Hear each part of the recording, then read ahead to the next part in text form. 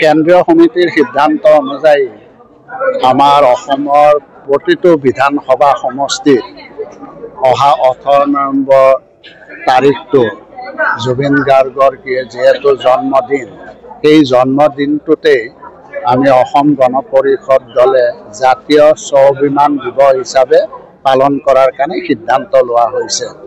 আৰু সেই সিদ্ধান্ত অনুযায়ী আমি প্ৰত্যেকটো বিধানসভা সমষ্টিত আমি বিভিন্ন কাৰ্যসূচীৰে আমি এই জুবিন গাৰ্গৰ জাতীয় স্বাভিমান দিৱসটো পালন কৰাৰ কাৰণে আমি ব্যৱস্থা ল'বৰ কাৰণে নিৰ্দেশ দিয়া হৈছে।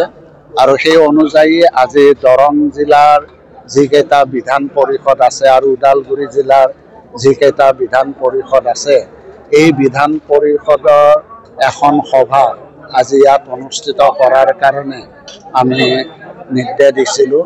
আৰু সেই নিৰ্দেশ অনুযায়ী আজি ইয়াত এখন সভা অনুষ্ঠিত কৰা হৈছিল।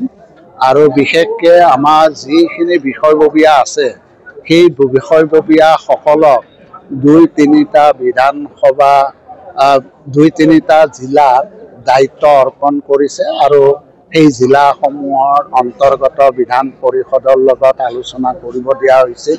আৰু ইয়াতে মোৰ লগতে আমাৰ কেন্দ্ৰীয় সমিতিৰ সভাপতি ডক্টৰ জয়নাথ শৰ্মা, লগতে অন্যতম সাধাৰণ সম্পাদক ডক্টৰ তপন দাস আৰু তথ্য আৰু প্ৰচাৰ সম্পাদক অংশুমান দত্তক দায়িত্ব দিয়া হৈছিল। আৰু সেই দায়িত্ব অনুযায়ী আজি ইয়াত সভাখন অনুষ্ঠিত কৰা হৈছে। আৰু তেওঁলোকক আমি 18 নৱেম্বৰ তাৰিখৰ জাতীয় স্বাভিমান দিৱসটো যি ধৰণে বিভিন্ন কাৰ্যসূচী প্ৰস্তুত কৰি বিধান পৰিষদসমূহলৈ প্ৰেৰণ কৰাইছে, তেনেধৰণে কৰিব দিয়া হৈছে। আৰু বিশেষকৈ আমাৰ জিলাৰ যুৱ পৰিষদ আৰু ছাত্ৰ পৰিষদক উক্ত দিনা জিলাৰ সদৰত আমাৰ এটা ৰক্তদান কাৰ্যসূচীও গ্ৰহণ কৰাৰ কাৰণে নিৰ্দেশ দিয়া হৈছে।